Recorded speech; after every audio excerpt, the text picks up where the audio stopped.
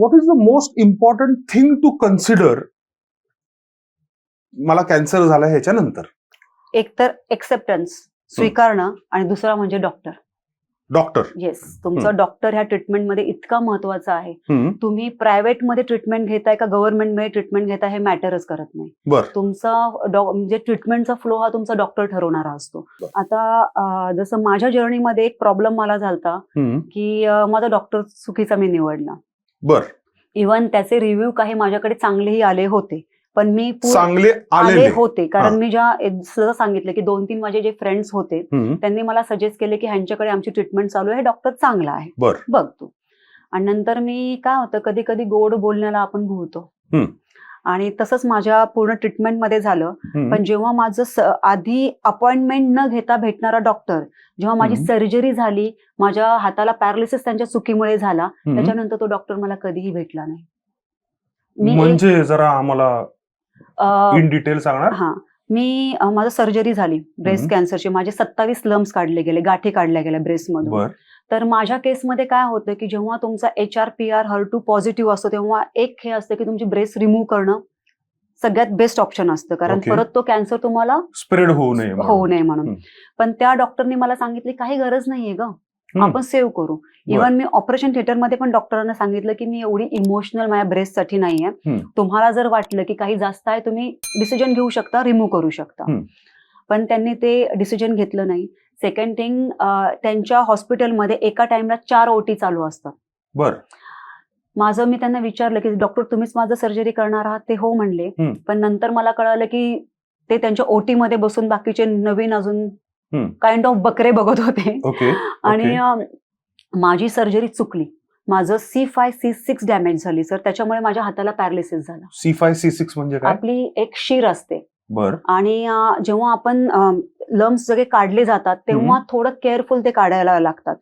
Cancer पेशंटला बघा, आता जसा माझा हात अजूनही हा सुजलेला आहे, हा त्रास, तो त्रास आपल्याला होतोच, पण पॅरालिसिस कधीच हाताला होत नाही सर. माझ्या हाताची मुवमेंट म्हणजे माझा हा हात होता ना, मला असा करायला लागायचा, असा मला असा ठेवा, म्हणजे फक्त फिंगर्स हलत होते. आणि त्याच्यामुळे मला इतकं म्हणजे माझी कॅन्सरची ट्रीटमेंट बाजूला राहिली आणि माझं हाताचंच माझ्याकडे 15 लाख रुपयेपर्यंत माझ्या हाताला खर्च झाला. म्हणजे कॅन्सरचा खर्च वेगळा आणि ह्याचा खर्च, कारण मला 2 टाइम ह्याला फिजिओ घ्यावी लागली, जाणं येणं, आणि सगळं म्हणजे काय होतं की तो टाइम माझ्यासाठी सगळ्यात जास्त स्ट्रेसफुल होता की एक फिट पर्सनला जेव्हा त्याचा हातच काम करत नाहीये, घरात 2 लहान मुलं आहेत, कधी मेड येते कधी येत नाहीये, तर तो सगळ्यात हॉरेबल फेस होता माझ्यासाठी.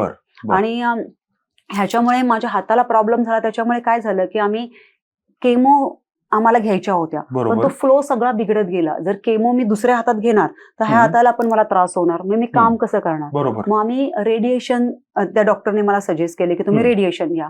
आणि तो फ्लो मॅच नाही केला, किंवा ट्रीटमेंटचा फ्लो कसा पाहिजे होता की पहिलं केमो, त्याच्यानंतर 1 महिन्यानंतर सर्जरी, 1 महिन्यानंतर रेडिएशन. पण हा डॉक्टरनी माझी सर्जरी आधी केली, सर्जरीमध्ये हाताला प्रॉब्लेम झाला, नंतर रेडिएशन घेतल्यावर माझी पूर्ण जखम मला झाली एवढी.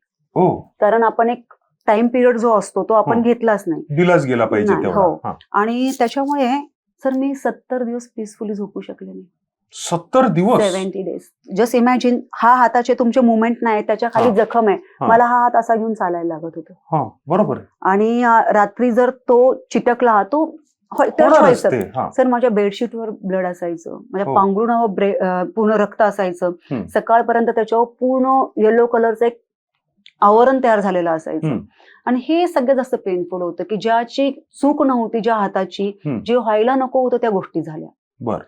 म्हणजे जर मी आज कॅन्सर पेशंटसाठी काम करते तर त्याचं रिझन एकच आहे, ज्या गोष्टी माझ्या चांगला डॉक्टर न भेटल्यामुळे मला सहन कराव्या लागल्या त्या बाकी पेशंटला होऊ नये.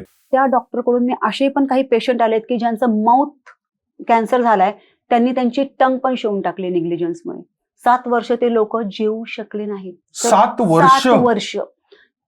सर मी थोडं इमोशनल होते, कारण काय होतं ना, आपल्याला झालेला त्रास आपण सहन करतो, पण जेव्हा मी त्या पेशंटला भेटते ना सर, ते त्यांना जेव्हा डेंटिस्ट कडे गेले तर डेंटिस्टने त्यांना सांगितलं की तुमची टंग शिवली गेलेली आहे. आणि त्या पेशंटला डॉक्टरांनी आधी काय सांगितलं होतं की तुमचं छोटंसं ऑपरेशन आहे, काही नाही हो, लगेच होईल. आणि जेव्हा ते पेशंट बाहेर आलं, त्यांचा अर्धा जबडा कट केला होता. त्यांचे नातेवाईक ते बघून बेशुद्ध पडले. तर एवढे हे असे निग्लिजन्स आहेत. त्याच्यामुळे तुम्ही जर कोणता डॉक्टर निवडताय तर त्याचे गुगल रिव्ह्यू घ्या, त्या डॉक्टर बद्दल चौकशी करा, कारण तुमचं आयुष्य तुम्ही अशा एका खाटिकाकडे देऊ नका की त्याचा ते बिझनेस आहे, फक्त कापाकापी करायची आणि 3-4 लाख रुपये कमवायचे. म्हणजे हे सगळं कमर्शियल आहे. हे सगळं कमर्शियल आहे सर. मी म्हणते ना, मी माझ्या मिस्टरांना न सांगायचं कारण एकच होतं की इथे इमोशनली विचार करायचा नाही. आता सर्वसामान्य लोक काय म्हणतात, डॉक्टर देव, बरोबर आहे, प्लीज काही पण करा, जागा विकतो, घर विकतो, पण आमच्या माणसाला बरं करा. बरोबर. तर तिथे तुम्ही डीलच केलं पाहिजे. तिथं तुम्ही प्रोफेशनलच म्हणजे प्रॅक्टिकल विचार केला पाहिजे. बरं. आणि ह्या सगळ्या खूप महत्वाच्या आहेत. मी प्रॅक्टिकल विचार केला, त्याच्यामुळेच मी सगळ्या गोष्टीशी सर्व्हाइव्ह करू शकले. बरं. म्हणजे तुमचं म्हणणं आहे की तुम्ही प्रायव्हेट मध्ये घेताय का गव्हर्नमेंट मध्ये घेताय, इमटेरियल नाही, doctor is the most important. Yes. आता जी माझी डॉक्टर होती रेश्मा पुराणिक सर, त्यांनी आपण म्हणतो ना एखादं काम करताना ब्ल्यूप्रिंट, म्हणजे या सेकंड डॉक्टर. ओके. तर ब्ल्यूप्रिंट आपण म्हणतो ना की जी माझ्या ट्रीटमेंटमध्ये मिसिंग होती ती मला त्यांच्याकडे कळाली. माझा आधीचा डॉक्टर जसं मी म्हणेल ना की अच्छा हे नको, असं करू का, हा कर. ऍक्च्युली काय होतं ना, आपण ह्या लोकांकडे का जातो, कारण त्यातले ते तज्ञ असतात. बरोबर. आता आम्ही बोलण्यापेक्षा तुम्ही आम्हाला सांगा ना की असंच पाहिजे. माझ्या डॉक्टर रेश्मा पुराणिकनी मला सांगितलं की तुला अशी ही ट्रीटमेंट करायची आणि अशी करावीच लागेल. त्या स्वतः एवढ्या फर्म होत्या की त्या म्हणल्या, आशा तुझी ट्रीटमेंट चुकली आहे, मला वाईट वाटतंय, पण ठीक आहे, काय झालं कसं झालं तो विचार करण्यापेक्षा आपण हे कसं निस्तारू शकतो ते बघूया. आणि सर माझ्यासमोर माझ्या 6 ते 7 महिन्याची ट्रीटमेंटचा आम्ही ब्ल्यूप्रिंट तयार केली. आणि ती एवढी व्यवस्थित आम्ही मॅनेज केली की लास्ट माझं म्हणजे जेव्हा केमो संपली त्याच्यानंतर सर माझं पेट स्कॅन केलं, माझं क्लिअर आलं होतं.